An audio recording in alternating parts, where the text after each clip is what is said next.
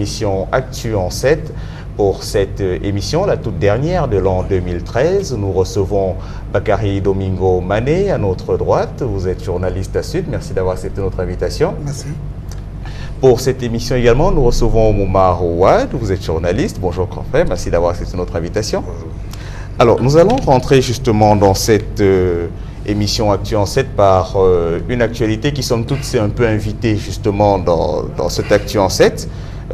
C'est cette convocation adressée au président directeur général du groupe Walf, après la diffusion justement, en tout cas on le suppose, d'une bande-annonce d'un entretien entre Sidi Lamine Niasse et Ndéas Tougué, journaliste à Walfadjri. Nous allons un tout petit peu visionner un bout de cette bande-annonce. Nous partons de cela en fait pour nous interroger sur les similitudes entre le 4e et le 3e président de la République. Nous visionnons ça et nous en reparlons juste après. Moustapha Niasse déclaré il a 60 milliards par an. Tanor mi nga xam ne waxoon nañ ko ci affaire géej gi ak affaire pêche bi ak liñ ci waxoon woo ko bokk ci traque des billets moom ci boppam moom Macky Sall mi wax li ko Ablaye Wade may nga xam ne dem na ci 8 milliards demal ci suuf si ci Sangalkam demal ci li fi nekk ci Almadi. Man dama bëggoon procureur woo ma ne ma yow li ngay wax ci Macky Sall ñëwoon nañ utiliser même article 80. Nous écoutions justement cette sortie du PDG du groupe Walf, Sidi Lamine Niasse, et vraisemblablement il a été convoqué justement pour pouvoir répondre au niveau de la gendarmerie de Colobane. La convocation est tombée durant l'après-midi de vendredi. Alors, Momar Ouad, Bakary Domingo Mané, est-ce que vous, en regardant simplement, c'est-à-dire cet enchaînement de faits, est-ce que vous avez l'impression que l'on a véritablement changé de système entre le 3e et le 4e président? Momar Ouad. Merci Thomas. Moi, vous me permettrez de souhaiter une excellente année à tous nos confrères, particulièrement aux anciens du CESTI, que je porte chaleureusement dans mon cœur avant de répondre à votre question.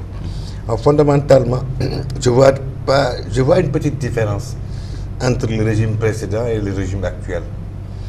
Mon confrère, mon éminent confrère Mamles Camara a dit une fois que Wade aurait pu apprendre aux mécaniciens à serrer des boulons. Il s'est retrouvé à la digue pour cette phrase-là. Mais ce président-ci, il agit sur des coups de sang. Il se sent parfois irrité par certaines personnes ou par certaines attaques ad nominem et il est prêt à vous embestiller pour ça. Beaucoup de journalistes ont fait l'objet de tracts, de convocations à la section de recherche. Donc les choses n'ont pas varié sur le plan de la liberté de presse et d'expression dans ce pays-là. Tous les deux régimes se valent à mon avis. Bakary Domingo Mané, vous partagez cet avis? Oui, écoute, je pense que bon, il y a quelques similitudes. Hein. Là, il faut, si on prend l'exemple, la présence de la famille, si vous voulez, dans la gestion des affaires du pays. C'est vrai que Macky Sall n'est pas encore arrivé, hein, et nous ne souhaitons même pas qu'il arrive à ce niveau-là, hein, vraiment, par rapport à ce que le président sortant a fait, hein, en impliquant son fils. D'ailleurs, même aujourd'hui, je pense que ça fait partie des choses qui, aujourd'hui, expliquent pourquoi vraiment son fils est dans des problèmes.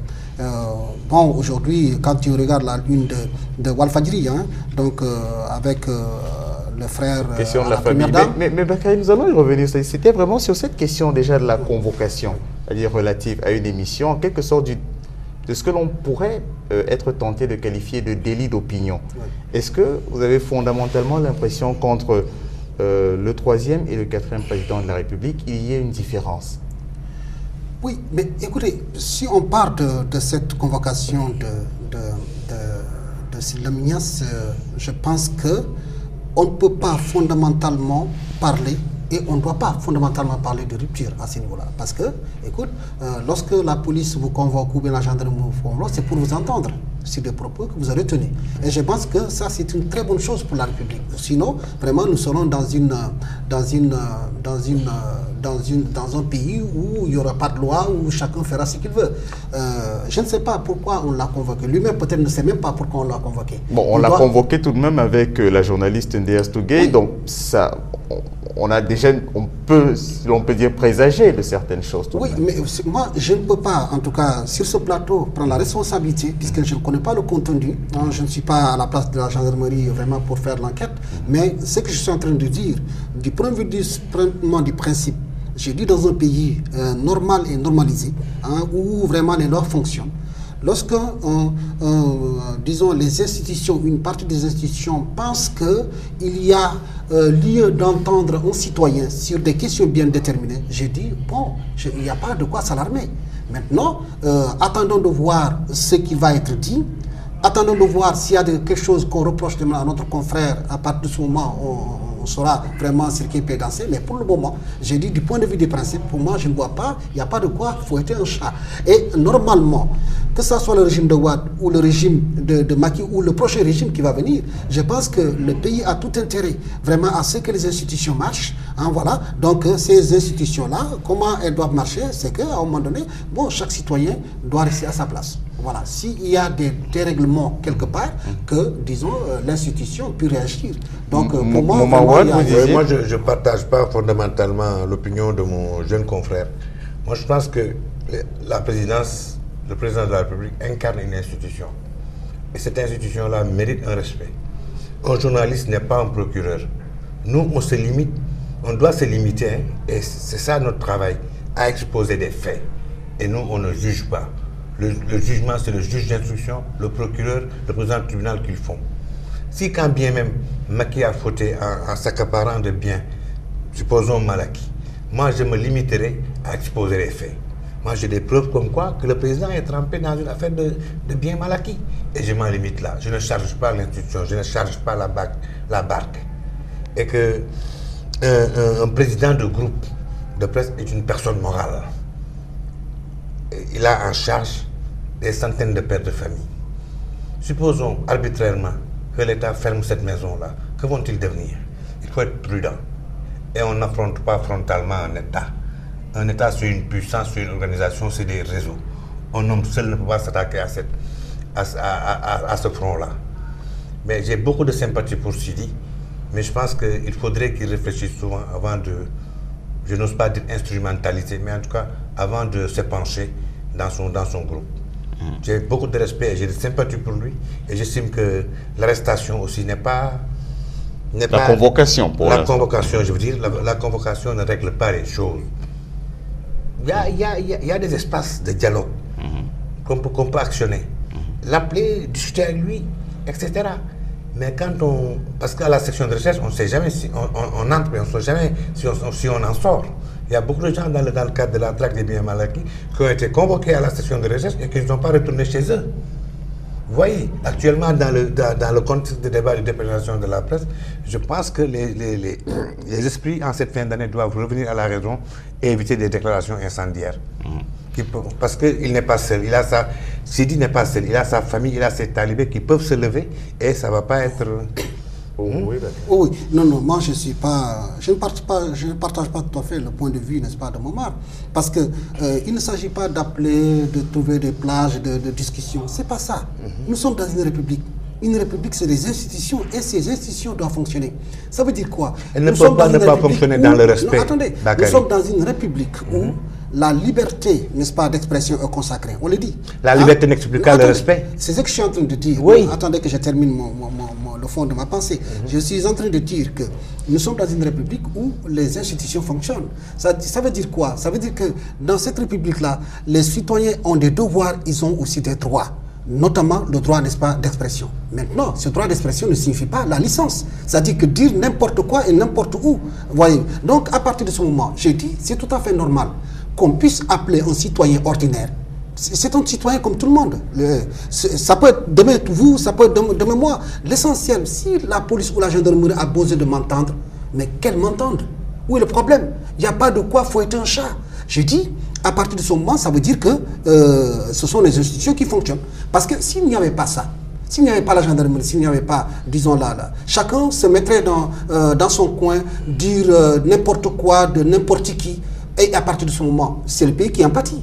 Donc moi j'ai dit, une fois de plus, il faut savoir raison garder. Savoir raison garder, ça veut dire que ce pays nous appartient, nous tous. Voilà, donc souhaitons que les institutions marchent. Lorsque un citoyen doit répondre devant des institutions, et qu'il le fasse sans que on entraîne pas tout le monde. Voilà. Je veux dire, le fonctionnement des institutions n'explique pas leur respect. Il faut d'abord respecter les institutions en tant que telles.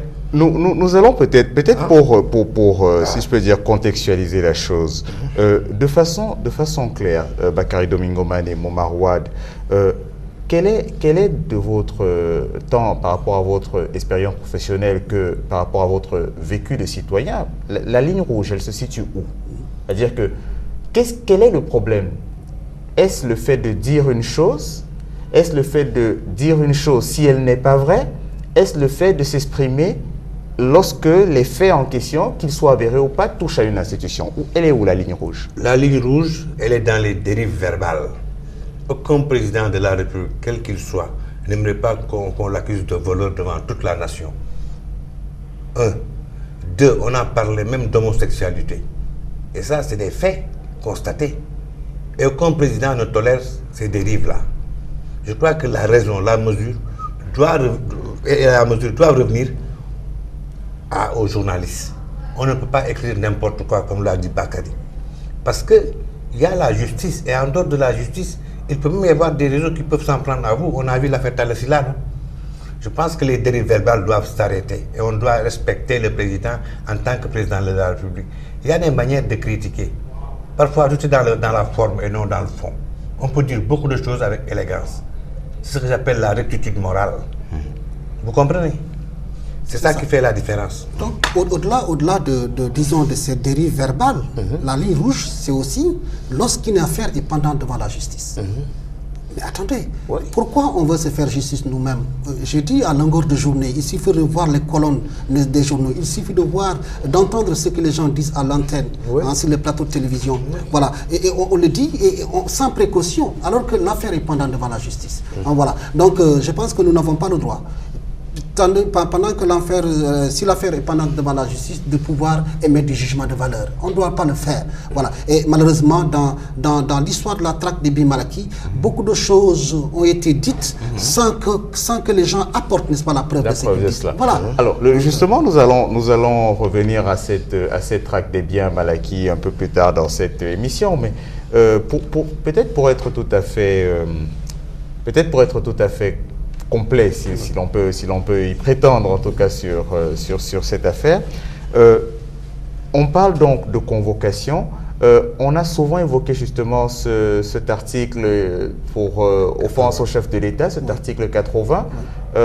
On est dans un contexte où l'on parle de révision, d'adoption du nouveau code de la presse. Bakary Domingo Mané, Momar Wade, vous êtes pour ou contre le maintien de l'article 80?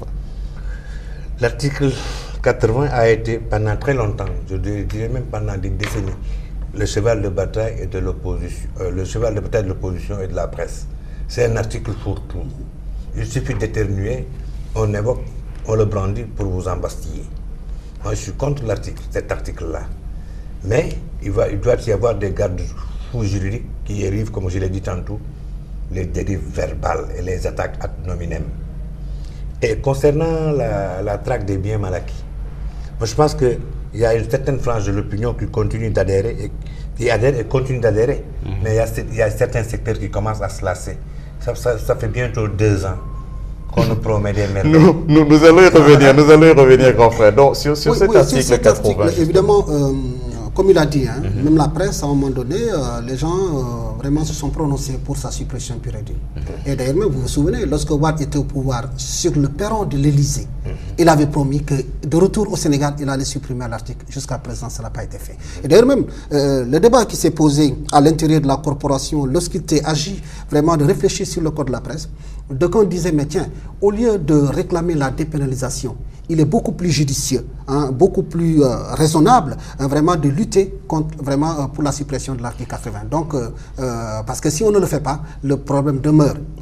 Évidemment, le problème demeure, parce qu'il ne s'agit pas simplement de taper dans la poche vraiment des des journalistes pour les amener vraiment à être regardants par rapport aux règles d'éthique et de déontologie. Donc, il y aura toujours des brebis galeuses, ça vous le savez. Donc, cet article-là, pour moi, vraiment, c'est un recul démocratique et vraiment, on doit y mettre fin. Évidemment, en mettant fin, je suis d'accord avec vous, il faut qu'il y ait des garde-fous.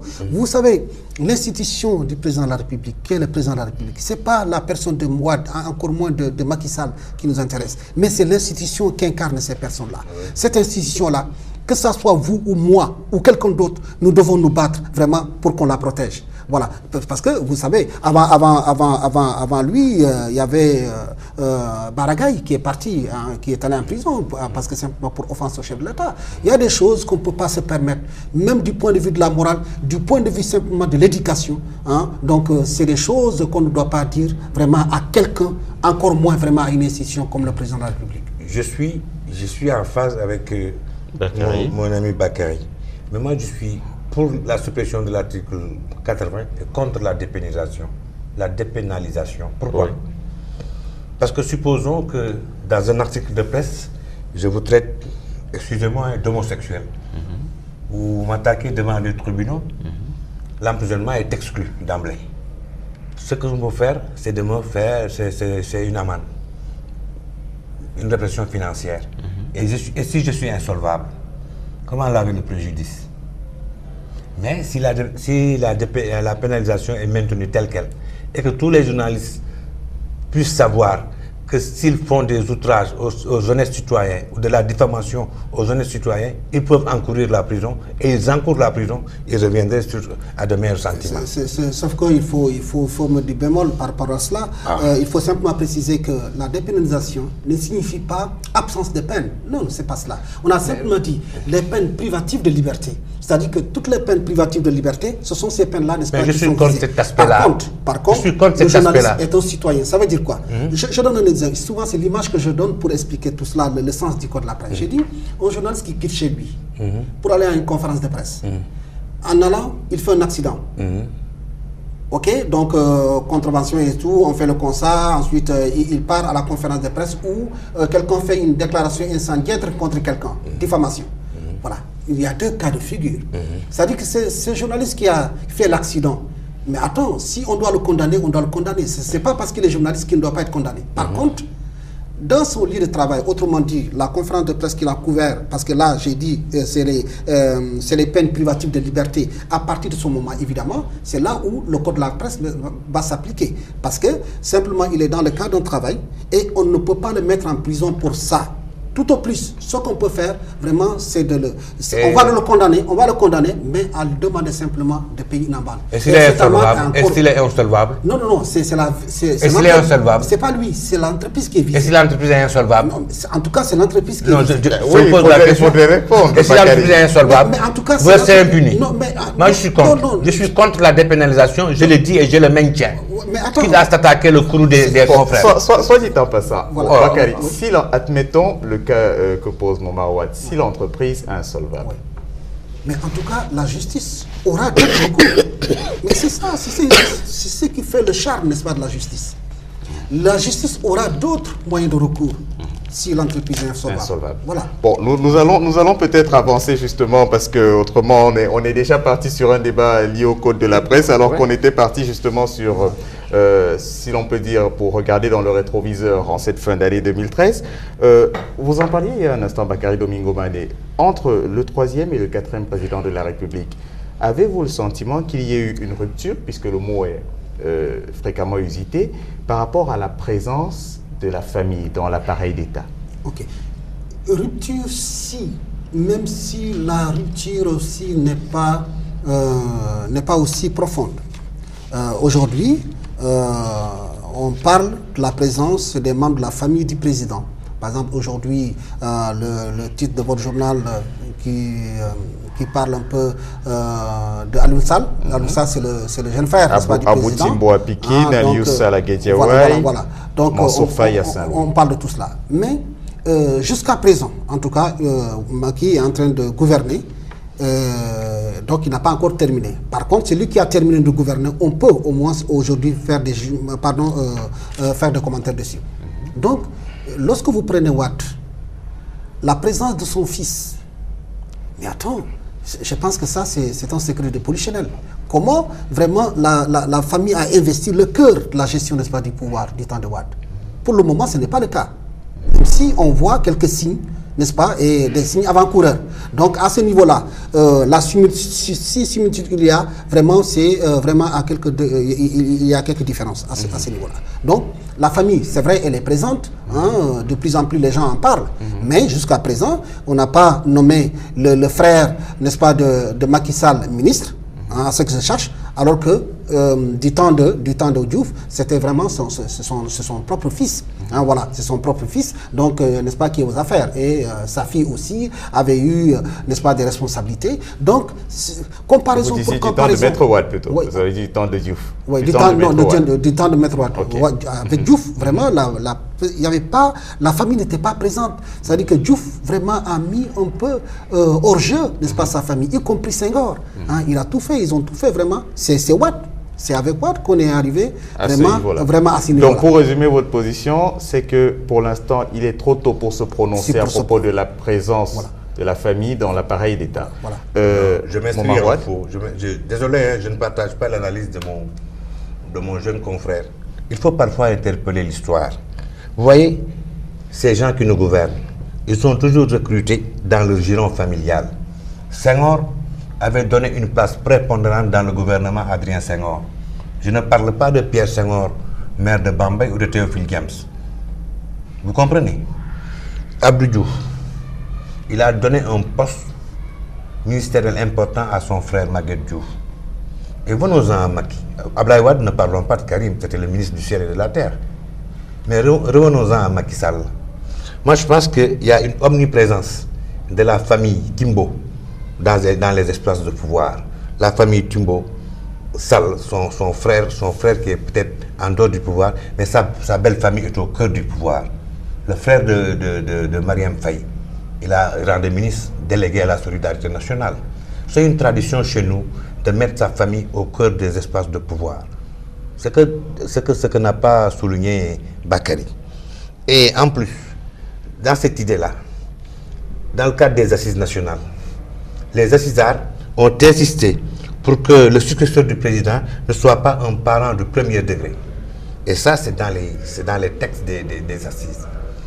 Vous voyez, et Macky s'était inscrit en faveur de cette loi-là. Mais ce qui a changé dans l'affaire, c'est que Macky n'innove pas. Il n'innove pas en la matière. Mais ce qui a radicalement changé, c'est l'opinion et les médias, qui sont devenus plus regardants sur les faits, sur les actes que pose le président.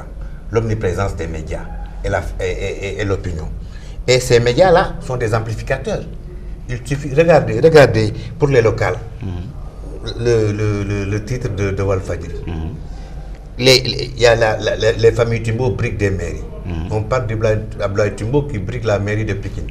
Du frère Sall, notre confrère, qui essaye de se positionner à Guédiawaye et se heurte au rapport de Y'en a marre. Et ensuite, il y a Mansour Faye qui est à Saint-Louis, qui commence à avoir des problèmes avec Abdoulaye Bamba Dièye.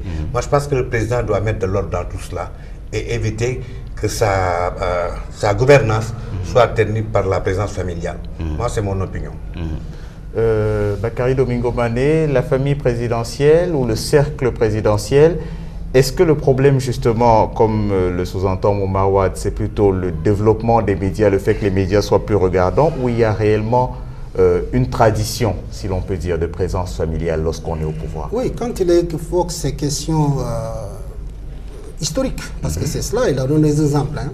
Et c'est vrai, Diouf, à l'époque, il y avait son frère, hein, son jeune frère Maguette Diouf, qui était dans le gouvernement.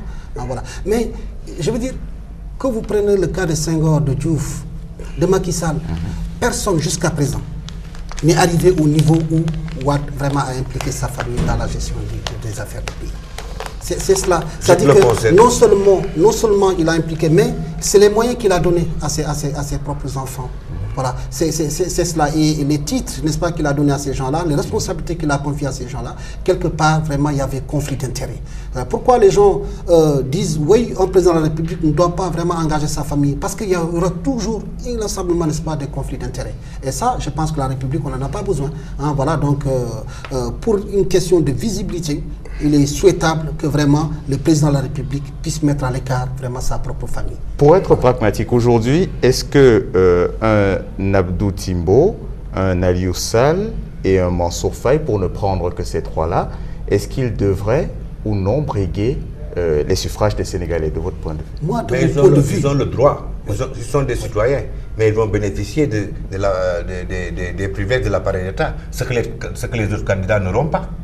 Et il y aura des équilibres forcément. C'est pourquoi je dénonce leur candidature. Non, moi je ne veux pas peut-être faire le lien tout de suite en disant oui, s'ils briguent, ils vont bénéficier. C'est pas aussi évident. Mais est-ce que le frère du président est un homme ordinaire? Est-ce que le beau-frère du président est un homme ordinaire? Pour moi, c'est un homme ordinaire. Absolument pas. Si, pour moi, c'est un homme ordinaire. Bon, pas un homme ordinaire. Voilà, pour moi, c'est un homme ordinaire. Hein, Aliou Sall, par exemple, si je prends le cas d'Aliou Sall, que nous connaissons, c'est un ami, voilà, c'est un homme ordinaire. C'est quelqu'un qui n'a pas changé. Le type de rapport que j'avais avec lui, que vous avez avec lui, c'est le même type de rapport que vous avez. C'est pourquoi je dis que c'est un homme ordinaire. Maintenant, oui, d'accord. Mais est-ce qu'un homme ordinaire peut bénéficier de concessions pétrolières alors qu'il n'est pas dans le métier? Franchement, c'est ce que nous avons dit à l'entame de cette exercice. Parce que moi, je ne peux pas me permettre de faire cette déclaration. Il est concessionnaire de pétrole. Ouais, c'est écrit, noir sur blanc, et il n'a pas démenti. Je ne dis pas que c'est vrai, je ne dis pas que c'est faux. Mais puisque je ne sais absolument rien de cette affaire, donc je vais... Moi, j'en sais. J'en sais quelque chose. Pour revenir à votre question, est-ce qu'ils ont le droit? Oui, ils ont le droit parce que c'est des citoyens. D'ailleurs, même l'argument que certains d'entre eux vous posent sur la table, c'est de dire, mais attends, Mansour Faye, il fait partie des gens qui ont créé, n'est-ce pas, le parti. Hein, voilà, donc quand il dit dans le parti, jamais personne n'a évoqué. Mais tous les militaires ne sont pas nommés à des postes de responsabilité. Oui, je suis désolé. Je ne dis pas le contraire. Dans tous les cas, il y aura forcément une accointance entre la position de la première dame et la position de son frère. Donc ça, immanquablement. C'est vrai. Maintenant, c'est ce que je suis en train de dire. J'ai dit, c'est une question de morale simplement. Pour moi, c'est une question de morale. Je suis d'accord. Voilà. C'est-à-dire que si c'est du point de vue des droits, on ne peut pas leur donner le droit. Mais j'ai dit, c'est une question morale. Que le président vraiment mette à l'écart, n'est-ce pas, c'est les membres de sa famille. Parfois, la morale prime sur le droit. Oui, dans le cas d'espèce. Dans le cas d'espèce. Parce qu'il y a forcément un conflit d'intérêts. Et à partir de ce moment, si on interroge simplement la question des droits, on pourra dire, oui, Mansour Faye, il a le droit de se présenter. Oui, Alioune a le droit parce que ce sont tous des citoyens. Mais si on interroge maintenant le côté moral, c'est là où ça pose problème. Ça dérange. Voilà, ça dérange. Alors, nous restons justement dans cet exercice, si l'on peut dire, de similitudes et de différences entre le 3e président et le 4e président de la République sénégalaise. À propos du report des élections locales, alors certains observateurs, et pas seulement du PDS, affirment qu'au fond, ils se ressemblent, parce qu'ils ont tous fait exactement la même chose, et d'autres vont plus loin en affirmant qu'il y a un désir de modifier le découpage pour pouvoir se positionner. Ce n'est pas une première, Thomas. Les socialistes l'ont fait au début des années 80, et les boycotts des libéraux s'en est suivi. Et Wade a reporté des élections nationales, beaucoup plus importantes que les élections législatives, d'1 an, pour cause d'une inondation, disent-ils. Mais au fond, c'est que le parti n'était pas prêt pour affronter l'électorat. Et aujourd'hui, vous avez le sentiment que c'est la même raison? Oui. C'est-à-dire que l'Alliance pour la République n'est pas prête pour affronter... Non, ce n'est pas une nouveauté. Moi, je pense qu'en cas de force majeure, on peut légitimement reporter des élections. Mais avec le mécontentement social, avec la demande sociale qui n'est pas satisfaite, avec le niveau de vie, la cherté de la vie, je pense que s'ils vont, dans ce contexte-là, à des élections municipales, ils peuvent subir des dommages. Et je crois qu'ils veulent s'armer et puis essayer de régler quelques questions fondamentales avant de se lancer. Plus maintenant, la ruée des alliés là, qui veulent partir seuls au local, je pense que le parti présidentiel n'est pas dans une position très confortable. Et le report se justifie. Bakary Domingo Mané, ce report justement des élections locales, est-ce que le 3e président ressemble à son père, entre guillemets, puisque il y a eu une période durant laquelle les deux hommes ont cheminé ensemble. Est-ce que c'est une similitude entre les deux hommes? Oui, sur ce plan-là, il y a similitude. Hein. Vous vous souvenez, lorsque Wade a reporté les élections on avait prétexté vraiment les inondations avec le fameux plan Jahaï. Et cette fois-ci, il y a un argument aussi de taille sur la table. En tout cas, c'est l'acte 3 de la décentralisation. Lorsque on se limite simplement aux arguments, on peut dire que ça tient.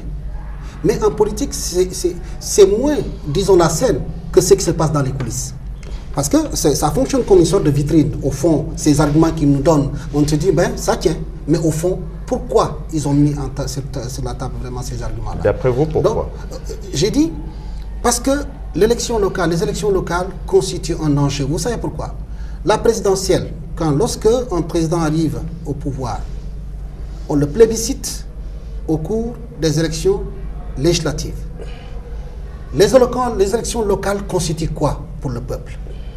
C'est le baromètre. C'est un référendum. Où le peuple exprime son humeur. S'il est mécontent, c'est à travers ces élections. Si le peuple est content, c'est à travers ces élections-là. Vous voyez donc comment ça constitue un enjeu, n'est-ce pas, pour les hommes politiques. Donc cette position-là, je pense qu'il ne faut pas se leurrer. Dans tous les cas, aucun président qui vient d'arriver au pouvoir, qui est plébiscité aux législatives, n'aimerait pas, en aucun cas, n'est-ce pas, perdre les élections locales. Donc les arguments du genre, oui, acte 3, c'est des arguments plausibles, mais en même temps, il y a toute une explication derrière où on sent que le parti, l'APR, qui est venu au pouvoir sans se préparer, doit se donner un peu de temps vraiment pour s'installer et avoir vraiment les chances de pouvoir remporter quelques collectivités locales. Alors, je crois que le report ne doit pas constituer un variable entre les mains du pouvoir pour qu'il se donne un délai pour mieux se préparer. Je pense que moralement c'est condamnable. Ça ne doit pas être une boîte à outils qui permet au pouvoir de mieux se préparer. En outre, moi ce que j'aimerais souligner, c'est que l'acte 3 de la décentralisation pourrait bien constituer une sorte de lampe de lancement pour que les élections soient tenues à bonne échéance. Parce que c'est une réforme fondamentale pour impulser, pour booster, pour donner un nouvel élan à nos collectivités locales et des changements en profondeur. Parce que moi je pense que le président d'un conseil régional est plus légitime qu'un gouverneur qui reste un fonctionnaire. Un gouverneur se doit d'être l'œil et l'oreille du président, mais pas la voix. Oui. La voix, c'est la voix des élus qui émanent du peuple. Oui. Vous comprenez? Mais Momar, je ne suis pas en train de légitimer le report, nous sommes en train d'expliquer pourquoi ces reports-là. Mais je vous comprends. Et il y a une chose, au moins, je suis en train de me poser cette question-là. Est-ce que le report n'arrange pas toute la classe politique? C'est votre analyse. Donc, si on prend l'APR, c'est un parti qui est venu au pouvoir sans se préparer. Voilà, donc il ne pensait même pas arriver au pouvoir, il est venu, donc voilà. Ce parti a besoin d'un temps vraiment pour se faire. On est d'accord. Vous prenez le cas d'Idrissa Seck. Idrissa Seck était au pouvoir. Aujourd'hui, il fait l'expérience, la re-expérience, si vous voulez, de l'opposition. Il a besoin d'un temps. Le PS est prêt à y aller. Non, au contraire, justement, c'est là où j'allais en venir. Le PS est prêt à y aller. Le PS n'est pas prêt à y aller. Pourquoi? Vous savez pourquoi? Aujourd'hui, il y a un véritable problème de leadership au niveau du PDS. Il n'y a pas de leader. Et s'il trouve un leadership? Il n'y a pas de leader. Et les leaders que Wade a préparé, c'est son fils. Le leader que Wade a préparé, c'est son fils. Donc aujourd'hui, ce parti aujourd'hui est beaucoup plus préoccupé par les gens qui sont vraiment de voir ces gens qui sont arrêtés devenir libres plutôt que de se lancer dans un... C'est pourquoi je me pose la question, est-ce que les partis sont vraiment... Mais Bakary Domingo Mané, on pourrait vous opposer le même argument que vous avez évoqué tout à l'heure, c'est-à-dire vous dites la personne que Maître Abdoulaye Wade prépare pour la succession, c'est son fils. Oui. Vous avez dit tout à l'heure, en tant que journaliste, il ne faut pas affirmer si l'on n'a pas de preuves. Oui. Alors, quelles sont vos preuves? Oui, c'est vrai. Les preuves, je n'ai pas de preuves tangibles, mais il y a quelques signes qui ne trompent pas. Oui, mais dans ce cas, vous devez laisser Momar Wade et éventuellement M. Niasse Sidi Lamine également faire ses affirmations. Parce qu'il vous dira également qu'il a ses logiques. En fait, d'abord, ce n'est pas une accusation. Ça, c'est que quand je dis. Non, j'ai dit faire ses affirmations. Oui, c'est une affirmation, mais j'ai dit, c'est parti d'un certain nombre de constats, d'un certain nombre d'actes, n'est-ce pas, qu'on est en train de poser. Vous savez, récemment, le cas de Omar Sarr. La presse l'a relayé que Wade veut le changer en mettant comment il s'appelle encore Maître Madické. Ça a été démenti. Voilà, ça a été démenti après. Voilà. Mais dans tous les cas... Omar Sarr lui-même, via des réseaux sociaux, a démenti. Oui, ils ont démenti. Mais dans tous les cas, les actes que l'on pose actuellement, ce que je voulais dire par rapport au PDS, c'est que ce parti aujourd'hui est beaucoup plus préoccupé par la traque des biens mal acquis, et c'est comme si, quelque part aussi, bon... le report l'arrange. Le report l'arrange. Voilà, c'est pourquoi je ne suis pas catégorique. Je ne suis pas catégorique. Attends, je termine. Je ne suis pas catégorique. J'ai simplement posé la question. J'ai dit, est-ce que le report n'est pas en train d'arranger tous les partis? Mais justement, vous parlez de contestation au niveau du PDS. Je crois que le leader des libéraux, M. Wade, a toujours su éviter les contestations au sein de ses rangs. Et Wade n'a pas mis un vrai numéro 2 depuis son départ. Vous comprenez? Omar Sarr est le coordonnateur et exécute les volontés du maître et gère le parti. C'est ça son job, en attendant que le maître des lieux revienne à sa demeure. Vous comprenez? Mais ce que je peux dire, moi je suis le PDS depuis 1983. Je suis l'un des rares spécialistes de ce parti, au sein du paysage médiatique. Je les connais de fond en comble.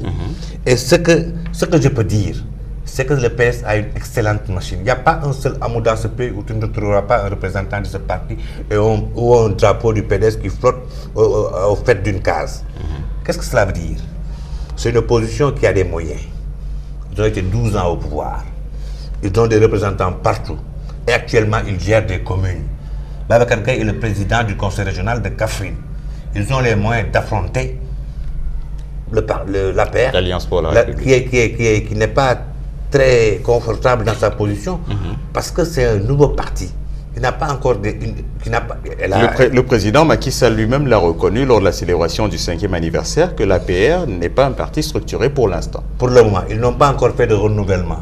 Les cadres, les militants s'entre-déchirent. Et dans ce contexte-là, s'ils vont à l'élection, ils vont à la guillotine électorale.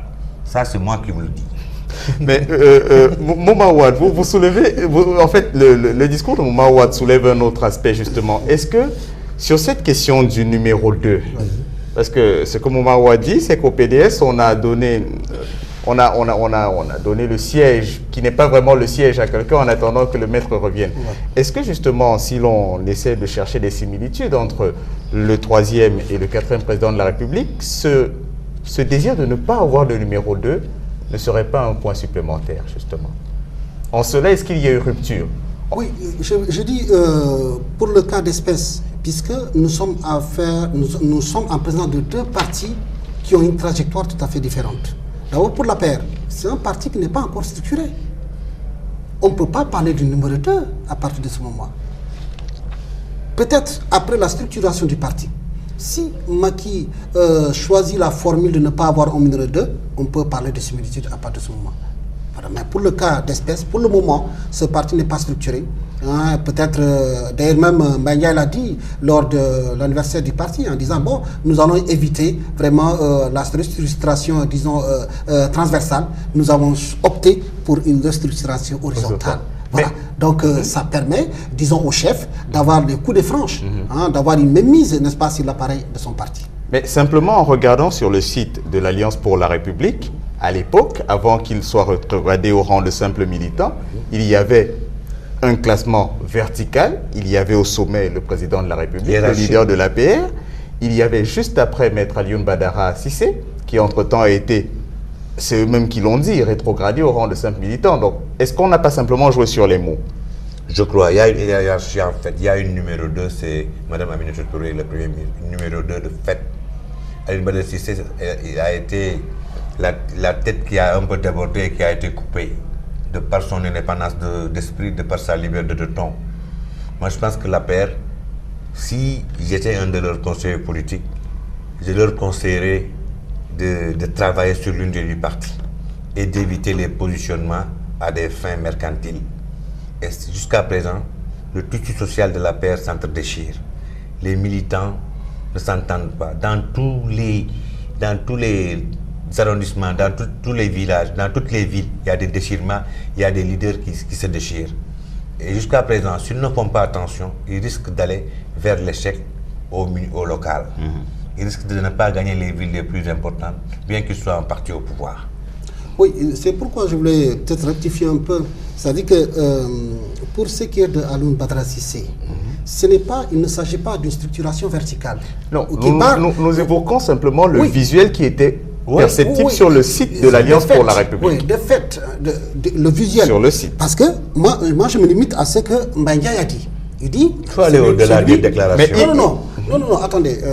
C'est vrai, aller au-delà, mais il faut avoir un ancrage. À partir de cet ancrage-là, on peut développer ses idées.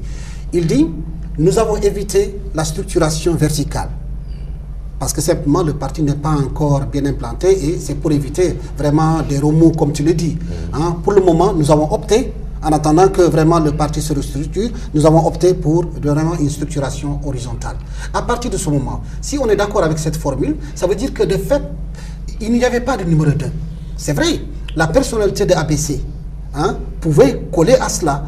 Si Macky n'est pas là, c'est lui qui joue le premier rôle. Mais dans ce cas, pourquoi aurait-on eu besoin, si je cite le terme, de le rétrograder? Si l'on vous rétrograde, c'est bien que l'on vous enlève des grades ou des qualités, des prérogatives.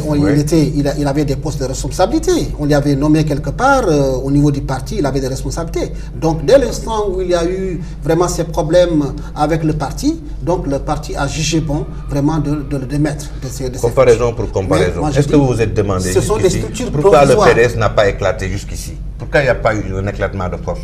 Pourquoi? Parce qu'ils ont une constante et les autres sont des variables. Wade est toujours vivant et il est dans la place.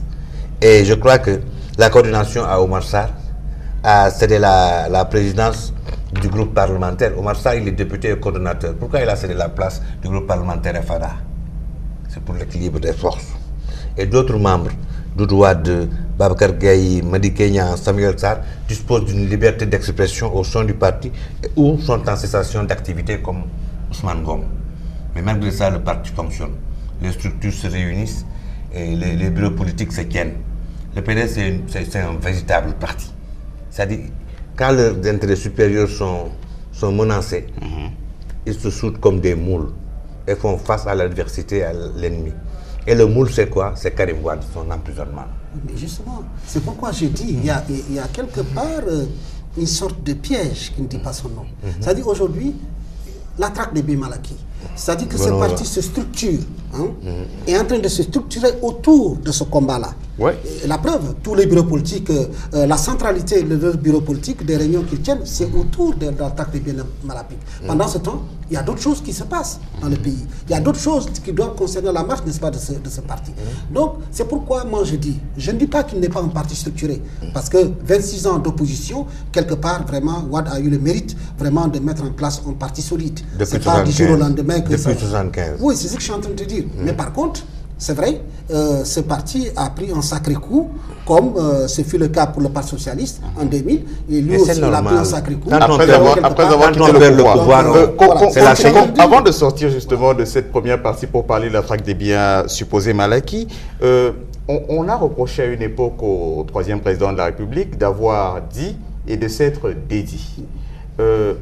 Est-ce que, de votre point de vue, le quatrième a également dit et s'est dédié à propos notamment du statut des chefs religieux qui ont été à un moment considérés comme de simples citoyens, et en regardant les rapports un tout petit peu aujourd'hui entre la présidence et ces chefs religieux, est-ce qu'il n'y a pas eu changement de discours, vraiment changement de discours radical? D'autre part, pour prendre également un exemple tout simple, à propos notamment de la pénurie d'eau qu'a vécu Dakar, il y a eu également une promesse. C'est l'apanage des politiciens de se dire et de se dédire. Sous toutes les latitudes, les politiciens disent et se dédisent. C'est pas propre. Il n'y a pas de quoi fouetter un chat. Non, il n'y a pas de quoi fouetter un chat. Mais ce qui m'a un peu choqué, c'est que dès sa prise de pouvoir, il s'est attaqué au front maraboutique en disant que les marabouts sont des citoyens ordinaires. Et ça a véritablement fait un choc. Ça vous a choqué en tant que talibé ou en tant que citoyen? Parce que je suis l'un des responsables de la communication d'une des principales tariqas de ce pays-là. Macky, quand il mobilise ses militants, c'est lui qui sort l'argent. Quand Sidi Mokhtar Mbacké appelle ses talibés, c'est eux qui donnent l'argent. C'est ça la différence entre un président et un marabout. Le président, quand il mobilise, il finance. Le marabout, quand il appelle, ce sont ces talibés qui financent. C'est des régulateurs sociaux, c'est des médiateurs sociaux. Ces marabouts, on leur doit du respect. Parce que c'est des remparts moraux, c'est eux qui souvent qui évitent l'éclatement du pays. Exemple unique, c'est Abdelaziz Mbaki. Quand le pays était sous tension très vive, quand il y avait l'état d'urgence, c'est le seul qui pouvait parler aux gens et que les gens respectaient ses paroles. Même les étudiants les plus récalcitrants respectaient ses paroles. À partir de ce moment-là, vous ne pouvez pas dire que c'est des citoyens ordinaires. Ensuite, pour en revenir à cet aspect d'un double ton, moi je pense qu'il est moins, il se dédie moins que Wade, parce qu'il ne parle pas beaucoup. Il ne parle pas beaucoup, donc il a rarement l'occasion de se dédire. Et souvent, il tient ses promesses. Quand il a parlé de la couverture médicale universelle, quand un cas, il l'a mise en œuvre. Les bourses familiales, on l'a annoncé, il l'a mis en œuvre. L'autoroute Kiassa-Touba, on a posé la première pierre. Moi, je pense que c'est un des présidents, c'est l'un des rares présidents de notre histoire politique qui se dédie le moins. Parce qu'il ne parle pas beaucoup et il agit. Et il l'a dit lors du dernier Magal. Je parle peu, je parle peu d'agir. Lui, il a préféré être un homme d'action. Comme dit Sartre, l'engagement, c'est l'action.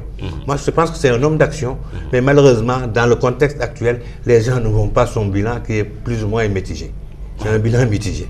Malgré son temps de passage très court à la présidence, son bilan est jugé mitigé par les populations. Alors, Bakary Domingo Mané, normal de dire et de se dédire quand on est un acteur de la scène politique? Oui, la politique, c'est quelque chose de très complexe. Hein, et je suis d'accord, sous tous les cieux, les hommes politiques disent des choses et se dédisent. Mais pourquoi, au fond? C'est là où peut-être on doit commencer la réflexion. Je suis d'accord avec Hannah Arendt. Hannah Arendt, philosophe, voilà, qui dit qu'au fond, on ne doit pas appréhender, disons, la politique sous l'angle de la vérité. Toute personne qui appréhende la politique sous l'angle de la vérité, se met en dehors d'elle. Parce que la politique est faite de recherche de compromis, voire, n'est-ce pas, de consensus, de dialogue. Donc, je peux comprendre aussi que quelque part, pendant une campagne électorale, un candidat fasse, n'est-ce pas, des déclarations. Hein, voilà, fasse des déclarations, fasse des promesses. Mais au fond de lui, ce n'est pas parce qu'il n'avait pas fait ces déclarations avec conviction. Il peut avoir la conviction qu'effectivement, c'est ce qu'il veut faire, mais une fois qu'il se frotte à la réalité, vraiment, les choses changent. Je pense que c'est ce qui arrive. C'est ce qui est arrivé avec Wade, c'est ce qui est en train d'arriver avec, disons, Macky Sall, et c'est ce qui arrive avec le prochain président. Et même Hollande en France. Voilà, c'est la même chose, l'histoire des sportifs, là. Qu'est-ce qu'il avait dit? Et d'ailleurs, même, il y a un excellent ouvrage de Arthur Müller, n'est-ce pas, intitulé « Ces comédiens qui nous gouvernent ». C'est-à-dire qu'il parle des hommes politiques. Hein, voilà, donc il te dit, pourquoi, quand les hommes politiques viennent dans nos contrées en train de faire des promesses, jamais on ne s'autorise nous-mêmes à poser une question là? Cette question, c'est de savoir à quoi pense réellement l'homme politique qui est en train de faire à l'instant même, n'est-ce pas, des promesses. Si on pose cette question, il dit, si on posait cette question, au moins, peut-être on peut avoir un début de réponse. Mais il ajoute que, de toute façon, cette question, même si on se la pose, la réponse ne viendra pas tout de suite. La réponse viendra après l'élection, n'est-ce pas, des candidats. Donc, dans tous les cas, nous sommes dans son jeu de type. Souvent, il y a une versatilité entre ce que disent les hommes politiques, ce qu'ils promettent et ce qu'ils font réellement. D'aucuns sont de bonne foi, d'autres sont de mauvaise foi. C'est-à-dire qu'à l'instant T où ils font, n'est-ce pas, les promesses, ils savent qu'ils ne vont pas les réaliser. D'autres... Donc ils mentent. Voilà, c'est ce que je suis en train de te dire. Non, mais si, ils le savent. Hein? Donc au moment où ils font les promesses, ils savent qu'ils ne tiendront pas parole, mais puisque nous sommes dans une élection, il faut vraiment promettre le rêve. Haranguer les foules. Il faut haranguer les foules, promettre le rêve, sinon sans le rêve, on peut pas. Je vais vous donner deux cas, voilà. Bakary. Je vais vous donner deux cas. Prenez le cas de Obama et de Hollande. Obama est l'un des présidents américains qui, j'estime, est le plus véridique. Pourtant, il a tenu tellement de promesses pendant sa campagne qu'il n'a pas réalisé la moitié. La couverture médicale universelle se heurte au Congrès et au Sénat. En France, Hollande est le président le plus impopulaire depuis le Front populaire de 1936. Parce qu'il a tenu tellement de promesses qu'il n'en a tenu aucune. L'ouvrier français est le plus taxé d'Europe. Vous payez 51% de votre salaire. Quand vous avez 1 million d'euros, vous payez 75%, c'est-à-dire 750 000 euros. Les Français en ont ras-le-bol. C'est justement ça, c'est ce décalage entre la réalité et les promesses qui pose problème. Peut-être qu'ils sont de bonne foi, mais le contexte économique, la crise, etc., ils n'ont pas les outils pour parer aux éventualités et tenir leurs promesses. Alors, avançons peut-être un tout petit peu, avant que le temps nous fasse défaut plutôt. Parlons un tout petit peu de la posture ou des émotions présidentielles. On parlait justement de la personnalité justement du président. Est-ce une manifestation de l'humanité du président ou est-ce une manifestation d'une éventuelle susceptibilité? C'est-à-dire les sorties quelquefois, notamment lorsque la presse, en tout cas, a rapporté que le 4e président de la République a tensé, l'un des mots qu'on aime bien dans la presse, a tensé le leader de l'Office national de lutte contre la corruption, ou encore plus récemment, lorsque la presse rapporte également que le président s'est prononcé sur les programmes de la chaîne gouvernementale, affirmant qu'ils n'étaient pas de bonne qualité, pour dire le moins. Donc, ouais, est-ce de l'émotivité? Est-ce de l'humanité, une manifestation de l'humanité? Parce qu'après tout, un chef d'État est avant tout un humain. Ou est-ce un signe réel de nervosité? Moi, je pense que c'est mûrement réfléchi. Macky a basé toute sa gouvernance sur la transparence et l'honnêteté et la bonne gestion des finances publiques. Il a mis en place l'OFNAC, qui depuis sa création n'arrive pas à fonctionner normalement. Et que la dame qui dirige l'office, sous prétexte de moyens budgétaires, ne parvient pas à faire son travail. Le président a le droit de s'emporter. Elle devait saisir qui de droit pour que les questions budgétaires soient réglées et que l'OFNAC remplisse sa mission. Il ne s'énerve pas. C'est un homme qui est très réfléchi et qui pense parfois que trop, c'est trop. Quand on vous donne de la logistique, des véhicules qui coûtent des millions, l'informatique et tout, et que vous vous heurtez à des questions budgétaires, vous saisissez qui de droit? Il est pressé. Il pense que les Sénégalais l'attendent. Et là, il a envie d'être reconduit. Il ne s'emporte pas.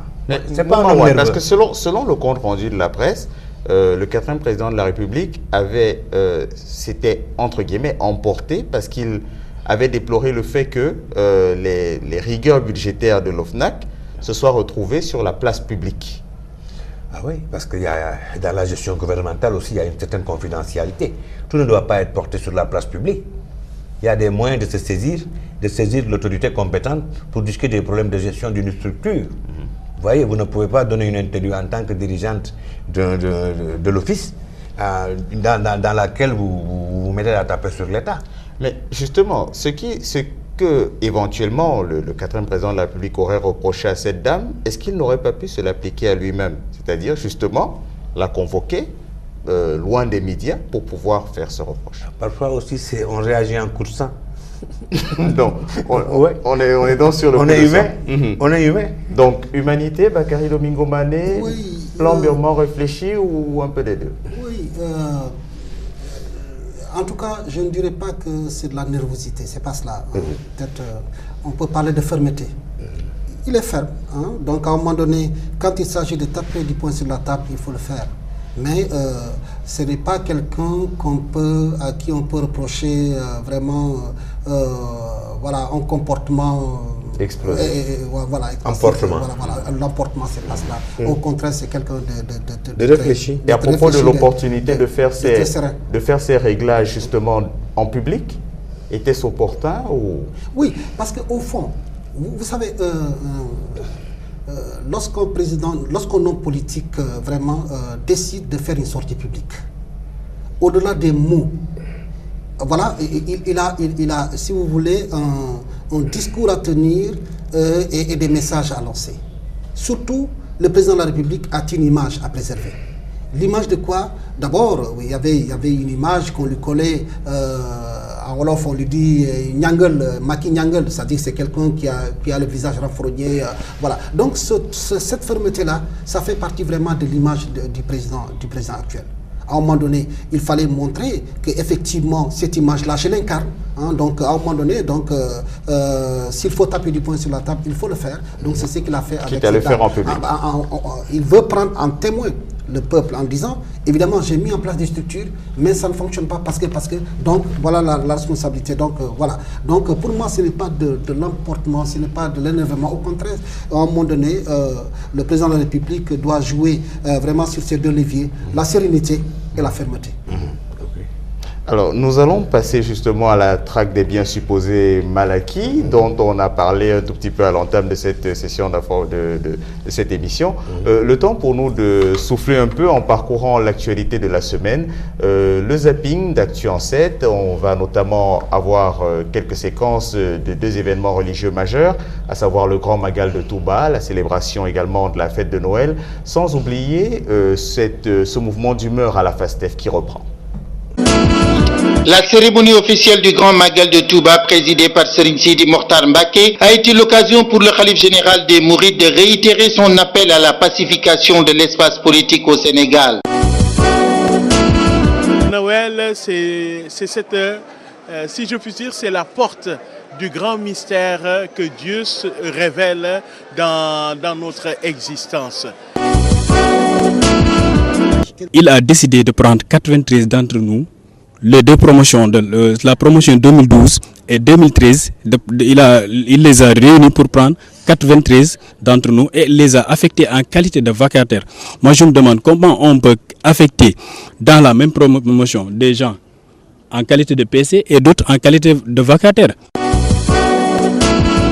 De la célébration de la fête de la Nativité et enfin les sortants de la FASTEF qui une fois de plus donnent de la voix. En 30 secondes l'un et l'autre sur ces actualités avant qu'on passe à la traque des biens supposés mal acquis. Marouad. Moi je pense que le Magal a révélé encore une nouvelle facette du leadership du khalife général des Mourides. Il fait de la citoyenneté un acte fort. Il a appelé les hommes politiques au dialogue pour la décrispation de ce pays. Le pays a besoin d'apaisement.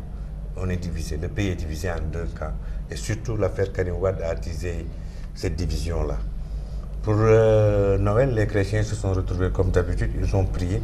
Et je pense qu'aussi le cardinal a joué un rôle majeur dans la solution de la crise casamançaise en s'y rendant et en appelant les uns et les autres à poser les armes et à utiliser l'arme du dialogue. Pour les étudiants, moi je pense que c'est difficile. C'est difficile. Le contexte économique est difficile, mais Madame le Premier ministre a fait des efforts en les convoquant à la primature, en essayant de trouver des pistes de solutions. Et je crois qu'elle est parvenue à recruter. Elle est parvenue à recruter, mais que les étudiants ne fassent pas la fine bouche. C'est difficile partout. Bakary Domingo Oui, le Magal de Touba, une fois de plus, a révélé à la face du monde vraiment l'unité vraiment de la tariqa, des tariqas dans ce pays, parce qu'il n'y avait pas de Tidja, il n'y avait pas de... C'était tout le monde vraiment, et je pense... Deuxièmement, par rapport aux accidents, cette année, vraiment, Dieu merci, on a enregistré moins de... Je pense que quelque part, les gens ont retenu vraiment l'appel du Khalif sur ce plan-là, et ça doit continuer. Pour ce qui est des étudiants de la FASTEC, voilà, de la faculté, voilà, donc, la FASTEF. La FASTEF. Donc, bon, je pense que les sortants, c'est vrai, le gouvernement doit encore trouver d'autres solutions. Voilà, je sais que, bon, comme l'a dit Momar, c'est un problème de budget, mais quand même, bon, je pense que nous avons besoin d'enseignants pour ce pays parce que l'éducation c'est très important. Donc on doit tout faire vraiment pour que au moins qu'on puisse affecter ces gens-là parce qu'ils ont déjà fait leur formation. Enfin pour la fête de la nativité, ce que je retiens encore c'est l'appel du Théodore Cardinal du cardinal Adrien Sarr concernant vraiment la paix en Casamance. En tant que ce n'est pas parce que vous vous appelez Mané. Non, en tant que Sénégalais, d'abord je suis Sénégalais avant d'être, disons, Casassé. Voilà, donc je pense que c'est un problème sénégalais en Casamance. Voilà. La crise casamançaise, c'est un problème sénégalais en Casamance. Et je pense que Macky, qui a un autre style de règlement de ce conflit, doit hâter le pas vraiment pour aller dans le sens de l'apaisement définitif. Alors, place à cette traque des biens supposés mal acquis. Alors, on en a parlé dès le début de cette émission, justement. L'affaire Karim Wade. Un pétard mouillé, un instrument de pression politique, c'est la répression, Bakary Domingo Mané? Pour moi, c'est une affaire juridique. Ce n'est pas une affaire politique. Évidemment, je ne vais pas me lancer dans la définition de la notion de politique, mais je dis que c'est une affaire juridique, puisque c'est la justice qui est en train vraiment de traiter ce dossier. Maintenant, les hommes politiques s'accaparent de ce dossier. nécessairement, il y a ce qu'on appelle la bataille d'opinion. Chacun va essayer vraiment de peser sur ce que pensera l'opinion. Hein, voilà. Donc, si le PDS dit qu'en réalité, cette traque n'est rien d'autre qu'une affaire politique, parce que simplement Macky veut vraiment réduire les chances du fils de Maître Wade que certains estiment présidentiable. Bon, moi je dis non. En tout cas, moi, ce n'est pas ma lecture. Ce n'est pas un problème politique. Ici, il s'agit d'une affaire juridique et la justice est en train de faire son travail. Ça veut dire quoi? Ça veut dire que quelqu'un a géré les deniers de ce pays. On lui demande des comptes. Dans un pays démocratique, dans un pays normal, ça devait même être la routine, ça. Lorsque vous gérez vraiment les deniers publics, vous devez rendre compte. Il y a ce qu'on appelle la reddition, n'est-ce pas, des comptes. Donc, à partir de ce moment, je ne suis pas en train de dire qu'il a fait, qu'il n'a pas fait. C'est à la justice de répondre à cette question. Ouais. Est-ce que réellement il a fait? Maintenant, tout ce tapage médiatique derrière, il y a des gens qui veulent, il y a des gens qui ne veulent pas. Mais moi, en tout cas, heureusement pour notre justice, la justice est restée vraiment, si vous voulez, totalement froide et équitable. Voilà, équitable par rapport à ça. Moi, je pense que c'est une affaire, je dirais, juridico-politique. Pour plusieurs raisons, je ne m'y aventurerai pas. Mais ce que je peux dire et que ce que je constate en tant que journaliste et analyste politique, c'est que l'opinion adhère et continue d'adhérer à la traque des biens mal acquis, d'une manière générale. Mais il y a certains secteurs, certaines franges de cette opinion-là qui commencent à se lasser. Parce que depuis 2 ans, concrètement, qu'est-ce que le procureur nous a amené dans la besace? 1,4 milliard trouvé à Monaco dans un compte. Et 700 milliards ont été reprochés à Karim. Si le chiffre est exact, excusez-moi si je me trompe. Mais moi, je suis du côté des traqueurs, pour plusieurs raisons. Je me suis réjoui quand on a embastillé Aïda Ndiongue. C'est une prédatrice. Depuis les socialistes, elle a été présidente de l'amitié Jean Collin pour la réélection de Diouf. Institutrice de formation, sans aucune qualification dans aucun domaine que ce soit. On lui a donné le marché de l'embellissement des allées qui vont du jet d'eau au rond-point de Liberté 5. Au nom de quoi? Maintenant, elle se retrouve dans le plan Diakhaï avec les produits phytosanitaires. Cette dame a bénéficié pendant plus de 2 décennies d'une impunité qui s'explique par sa proximité avec les hommes politiques. Elle doit payer et rendre compte, quel qu'en soit le prix. Moi, je suis d'accord. Mais ce que je reproche au procureur, c'est d'avoir mis la charrue avant les bœufs. C'est-à-dire, on devait avoir les preuves des faits qu'on reproche à Karim avant de le mettre en prison, ce qui n'a pas été fait. Et je pense que ce procès-là sera dans nos annales judiciaires le procès où il y aura le plus de vices de procédure et d'incidents d'audience. Parce que la procédure a été foulée au pied du début à la fin. Et je doute de la compétence du procureur et je me permets de le dire.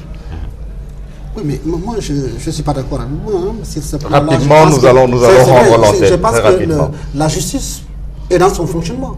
Hein, le mandat de dépôt, voilà, ça existe. Hein. Ce n'est pas l'avis des juristes. Non, je suis... c'est pas l'avis des juristes. Et deuxièmement, moi, je ne suis pas d'accord avec une lecture qu'on fait souvent de la traque des biens mal acquis en termes de butin. C'est pas ça. Pour moi, les gens, si on se focalise sur le butin, on va passer à côté. Pour moi, même si on revenons-en en français, traquer, c'est aller à la chasse. C'est ce que je suis Quand on va à la chasse, on rapporte un gibier. C'est ce que je suis en train de te dire. On se munit de pisteurs. Non, j'ai dit, pour moi, même si c'est un centime, même si c'est un centime, vraiment c'est la victoire. Il faut crier victoire. Un centime. Même si c'est un centime, il faut crier victoire. Vous savez pourquoi? Ça fonctionne en même temps comme une sorte d'alerte, en tout cas la traque des biens mal acquis. Ceux-là qui ne sont pas aux affaires, ils seront plutôt regardants. Ceux-là qui sont en train de gérer le pays seront encore beaucoup plus regardants. Donc, ça, c'est sur le plan moral. Non, mais sur le plan concret, tu penses qu'avec tous les moyens qu'on a mobilisés, les billets d'avion, les séjours à l'étranger, quand on reproche à un homme 700 milliards et qu'on se retrouve avec 1,4 milliard, c'est désolant. Attendez, non, parce qu'il y a une chose que tu oublies, Momar. Vous savez, la question est tellement complexe. Et on n'en dit pas. Non, mais justement, parce que la question est complexe, qu'il faut donner du temps, n'est-ce pas, à la justice. La preuve, vous savez, lorsque quelqu'un veut faire des choses qui ne sont pas orthodoxes, Ils se donnent les moyens, n'est-ce pas? Mais dans ce cas, vous donnez les moyens de mettre la mise en cause en liberté provisoire. Je dis, laissons la liberté. Pourquoi le maintenir en prison?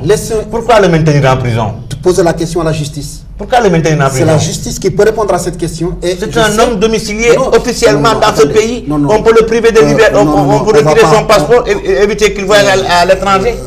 Mais le mettre sous contrôle judiciaire. Pourquoi la prison? C'est ma question. Pourquoi la prison? Il n'y a pas de sentiment dans cette histoire-là. Je ne parle pas de sentiment, je parle de justice. Je parle de justice. Toutes les demandes de liberté provisoire de ces avocats ont été rejetées. Pourquoi mettre ce garçon-là en prison? Oui, mais pourquoi le mettre en prison? J'ai dit c'est la justice qui peut répondre à la question. Puisque c'est à elle qu'on a fait confiance pour suivre ce dossier. À un moment donné, c'est elle qui doit dire oui si on doit le mettre ou si on ne doit pas le mettre en prison. Voilà. Donc, nous, c'est ce que nous avons dit à l'entame de notre... La chose n'a pas été jugée. Il peut jouir d'une liberté provisoire. Vous-même, vous avez même dit à l'autre, comme elle s'appelle encore, au PDG du groupe, qu'il ne devait pas s'ériger en justicier. Voilà. Donc, on n'est pas là pour c'est la même chose que vous. Vous ne devez pas être là à dire que oui, la justice doit faire ceci, doit faire cela. Non, je ne donne aucune leçon. Je constate des faits. Oui, mais quand il y a des gens qui ont fait des faits plus graves. Moustapha Yassine Gueye, il a été mis en cause dans l'affaire de la RTP. Il a été en liberté provisoire, il a fait la médiation pénale. Il est en liberté provisoire. Pourquoi ne pas accepter ça, d'accepter ce cas-là pour celui-ci et pas pour celui-là? Oui, mais parce que deux poids, deux mesures. Les cas sont différents. La preuve, lorsque quelqu'un commet un crime, la justice peut le gracier. Donc, nous retiendrons. C'est pour vous dire que vraiment c'est un débat. Moi, c'est le maintien en prison qui me gêne. Nous retiendrons donc que c'est une question d'interprétation des uns et d'appréciation. En tout cas, merci à vous, Mouma Ouad. Merci, grand frère, d'avoir accepté notre invitation. Nous rappelons que vous êtes journaliste. Merci également à vous, Bakary Domingo Mané, d'avoir accepté notre invitation. Merci à vous de nous avoir suivis pour cette dernière d'Actu en 7 de l'an 2013. Agréable suite de programmes sur Walfadjri et on peut d'ores et déjà vous souhaiter une agréable année 2014.